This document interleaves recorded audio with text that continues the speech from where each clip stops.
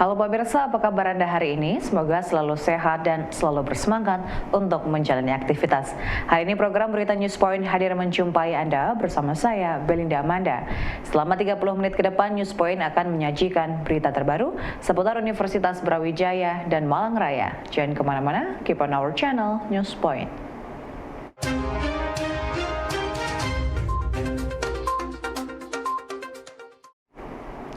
Pemirsa, peringatan Hari Down Syndrome sedunia yang jatuh hari ini menjadi momen untuk membuka wawasan semua pihak akan pentingnya pendidikan inklusi bagi mereka. Pendidikan inklusi merupakan kunci bagi anak Down Syndrome yang agar dapat beraktivitas dan mendapatkan pendidikan yang sama seperti warga masyarakat lainnya. Dengan mengikuti pendidikan inklusi, anak Down Syndrome mendapatkan pengalaman baru yang dapat mereka ikuti. Hal tersebut diungkapkan Usi Andawayanti, salah satu orang tua yang memiliki anak Down Syndrome di Kota Malang.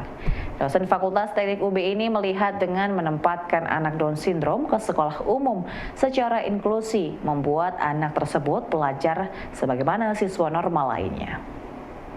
Hari Down Syndrome Internasional yang jatuh setiap tanggal 21 Maret merupakan salah satu momen untuk membuka wawasan masyarakat dan orang tua anak Down Syndrome mengenai pentingnya pendidikan inklusi bagi mereka. Dengan menempatkan mereka pada pendidikan inklusi, diharapkan siswa Down Syndrome mendapatkan pengalaman yang sama seperti siswa lainnya. Lingkungan pendidikan normal juga diharapkan menjadi media bagi mereka untuk meniru kehidupan tersebut.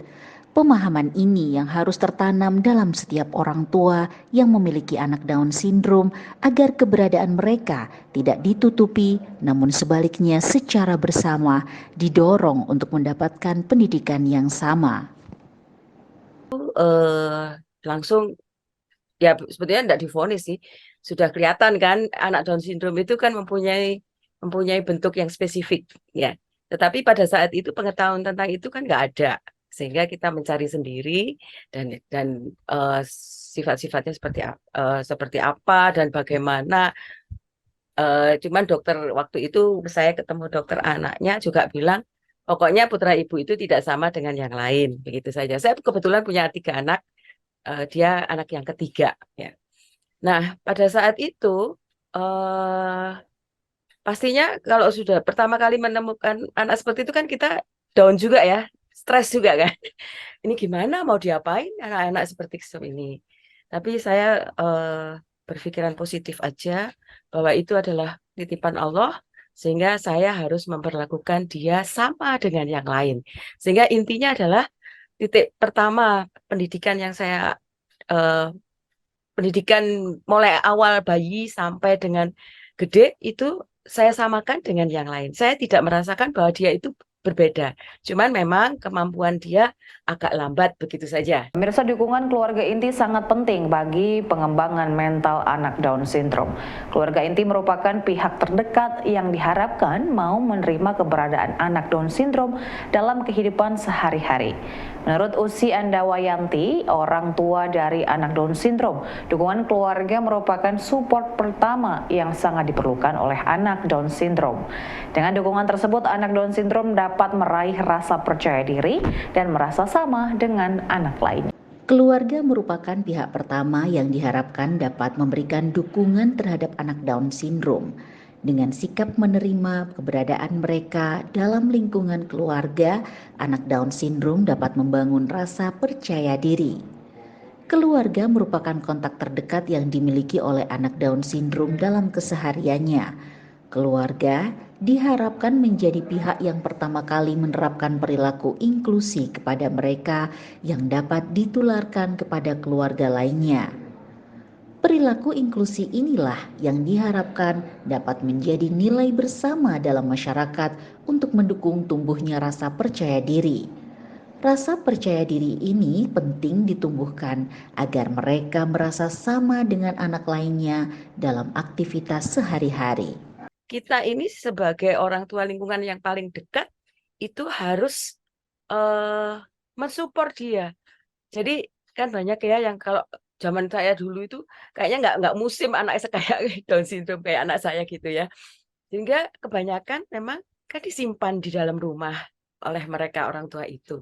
Nah, pada saat itu kebetulan orang tua saya juga berkecimpung di pendidikan dan orang tua saya juga mensupport saya untuk apa namanya, membawa anak ini tidak boleh disimpan dan diperlakukan harus sama dengan yang lain.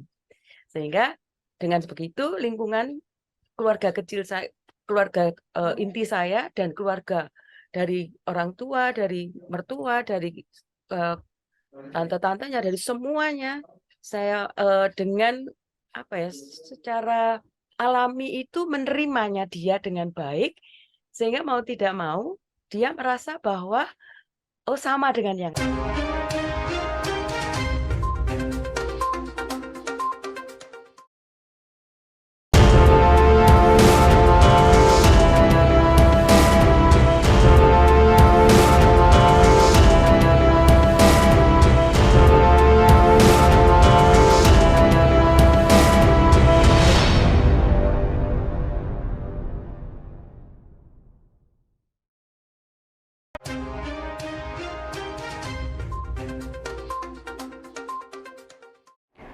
Pemirsa, Rektor Universitas Brawijaya mendorong agar keberadaan Rumah Sakit Pendidikan Universitas Brawijaya tidak hanya menjadi rumah sakit pendidikan semata, namun menjadi rumah sakit riset.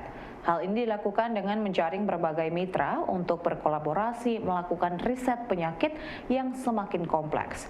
Saat ini dunia kesehatan terus menghadapi tantangan dengan adanya berbagai varian penyakit yang membutuhkan solusi melalui riset.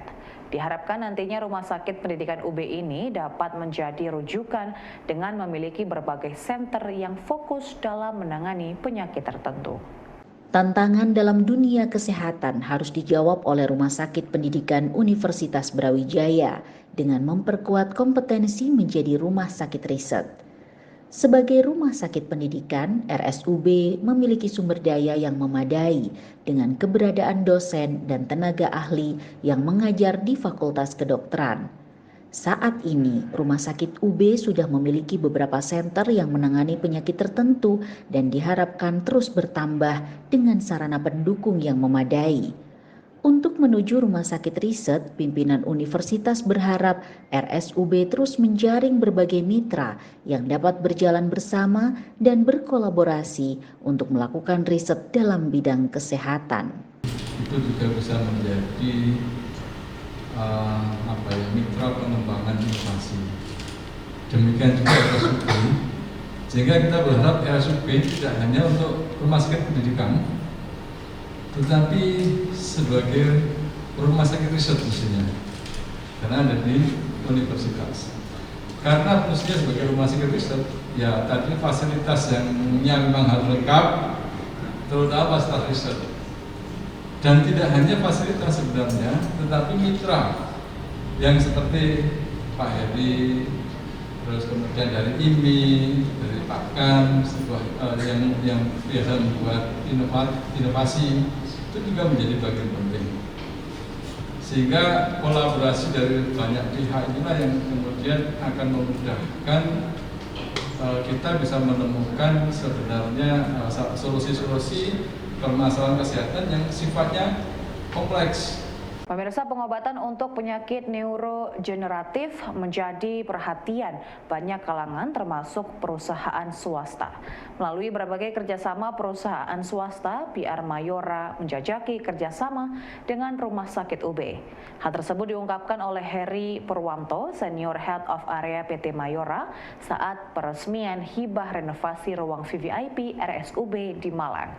Menurut Heri, pihaknya saat ini masuk dalam sektor kesehatan dengan menjalin kerjasama dengan perguruan tinggi dan para ahli dalam bidangnya untuk menemukan pengobatan melalui riset dalam bidang neurogeneratif, maksud kami degeneratif.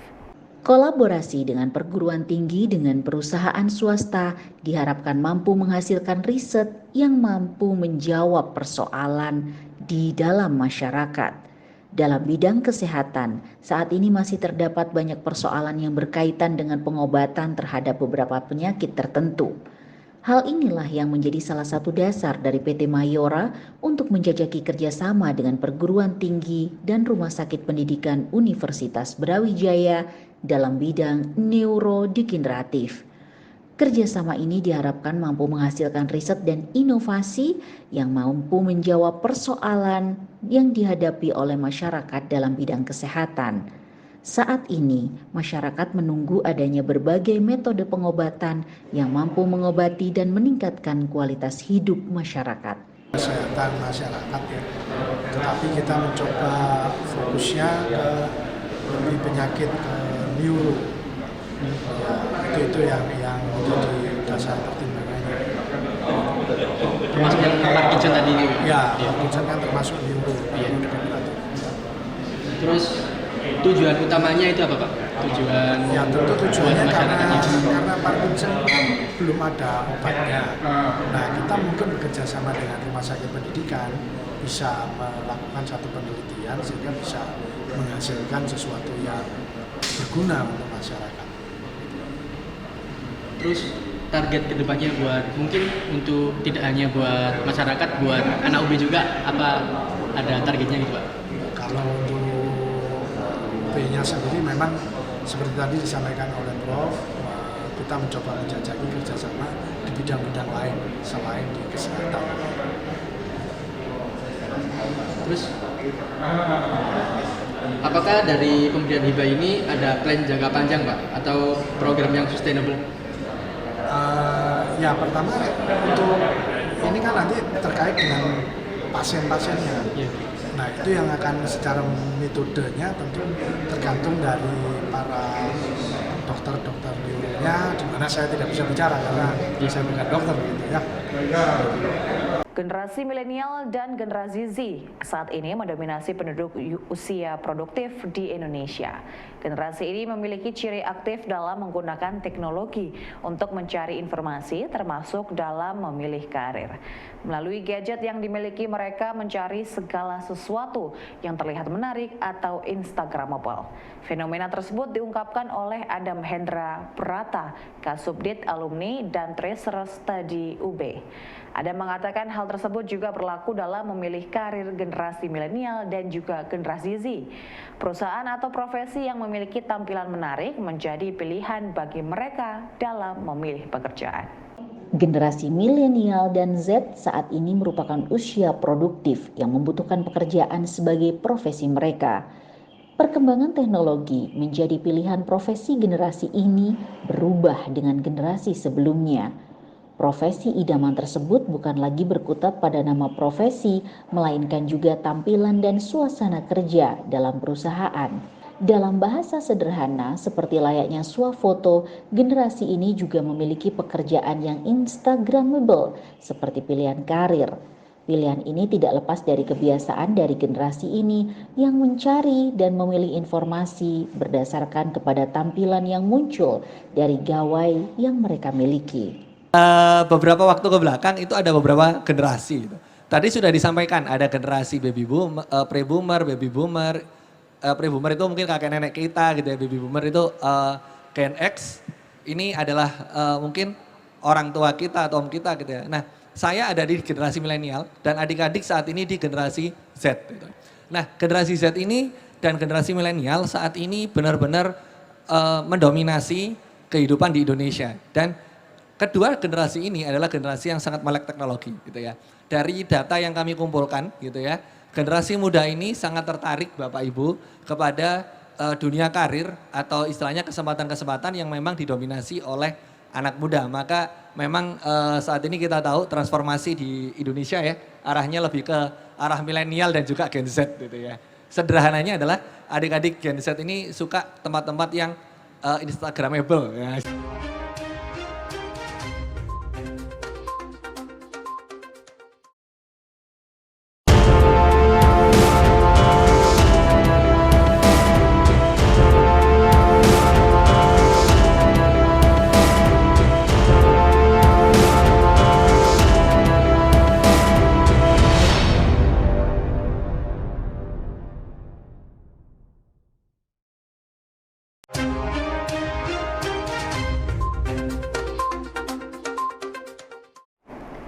Pemirsa, generasi Z memiliki beberapa ciri khas yang mudah dijumpai dalam keseharian. Menurut Kasubdit Alumni dan Tracer Studi Adam Hendra Brata, generasi Z aktif mengapresiasikan dan juga mengekspresikan diri dalam berbagai hal. Hal ini terlihat dari keaktifan mereka melakukan update status dalam kegiatan sehari-hari. Generasi ini sudah aktif dengan gawai atau sosial media sejak kecil sehingga memiliki demand yang tinggi. Namun menurut Adam, berdasarkan riset, generasi Z aktif membawa perubahan dan menyukai kegiatan healing. Dua hal inilah yang perlu menjadi perhatian bagi semua pihak untuk mengenali generasi Z. Generasi Z memiliki karakter dan ciri yang berbeda dengan generasi sebelumnya. Terlahir di zaman teknologi, generasi Z sudah akrab dengan gawai dan sosial media sejak kecil. Generasi ini berdasarkan riset dari bagian alumni dan tracer UB memiliki sifat aktif mengekspresikan diri dalam berbagai kesempatan melalui sosial media. Selain itu, mereka juga merupakan generasi yang aktif melakukan perubahan dalam berbagai hal. Media sosial menjadi senjata ampuh bagi mereka dalam membuat berbagai perubahan.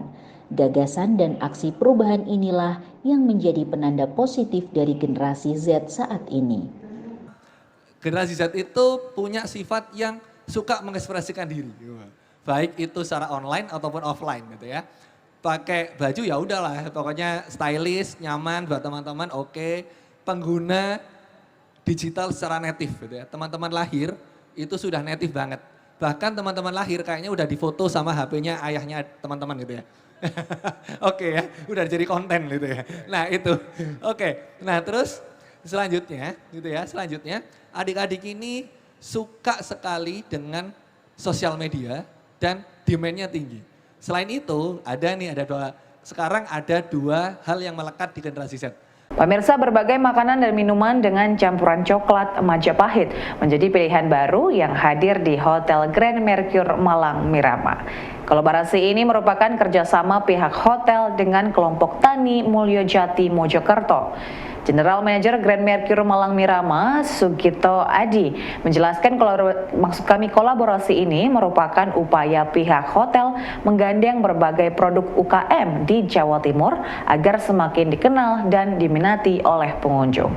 Selain makanan dan minuman dari coklat, pihak UKM Coklat Majapahit juga menjual produk coklat secara langsung kepada pengunjung hotel selama bulan Ramadan.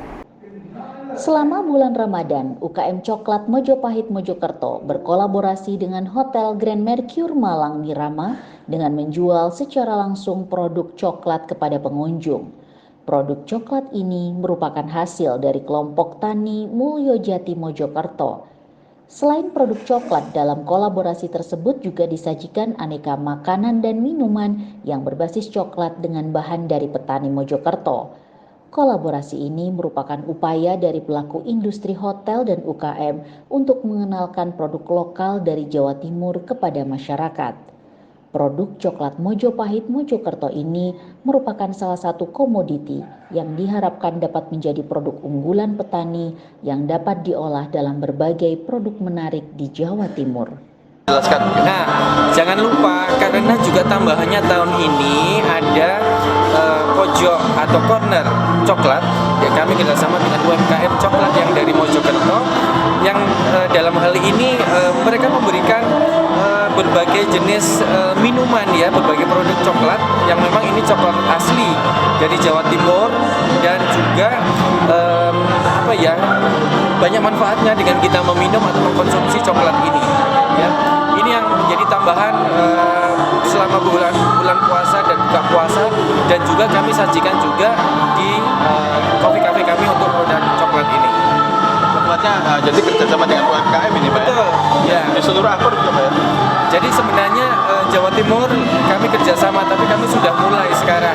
Dan beberapa hotel yang di Surabaya, akor yang di Surabaya sudah 1-2 sudah mulai, dan kami di Malang juga mulai di saat ini, hari ini kami sudah mulai. Pemirsa, dalam rangka Nyepi tahun 1945 Saka, Balai Besar Taman Nasional Bromo Tengger Semeru mengeluarkan rilis resmi terkait penutupan kegiatan wisata di area Gunung Bromo. Kawasan wisata Gunung Bromo akan ditutup secara total mulai 22 Maret 2023 pukul 6.00 WIB hingga 23 Maret 2023 pukul 06.00 WIB. Hari Raya Nyepi umat Hindu yang jatuh pada tanggal 22 Maret 2023 masuk dalam hari libur nasional banyak dimanfaatkan umat agama lain untuk berlibur. Taman Nasional Gunung Bromo dengan pemandangan yang luar biasa cantik menjadi salah satu destinasi tujuan wisata di wilayah Jawa Timur. Menanggapi keluarnya surat dari Perisada Hindu Dharma Indonesia terkait perayaan Nyepi di tahun 2023, Balai Besar Taman Nasional Bromo Semeru mengeluarkan surat pemberitahuan penutupan kawasan. Semua pintu masuk baik dari Kota Malang, Pasuruan, Probolinggo akan dilakukan penyekatan agar wisatawan tidak memasuki kawasan wisata Gunung Bromo. Pemirsa, informasi tadi sekaligus menutup perjumpaan kita hari ini. Jangan lupa untuk menyaksikan News Point setiap hari pukul 19.30 waktu Indonesia Barat hanya di UBTV, Televisi Pendidikan Universitas Brawijaya. Saya Belinda Amanda dan seluruh kru yang bertugas pamit undur diri. Terima kasih dan selamat beraktivitas.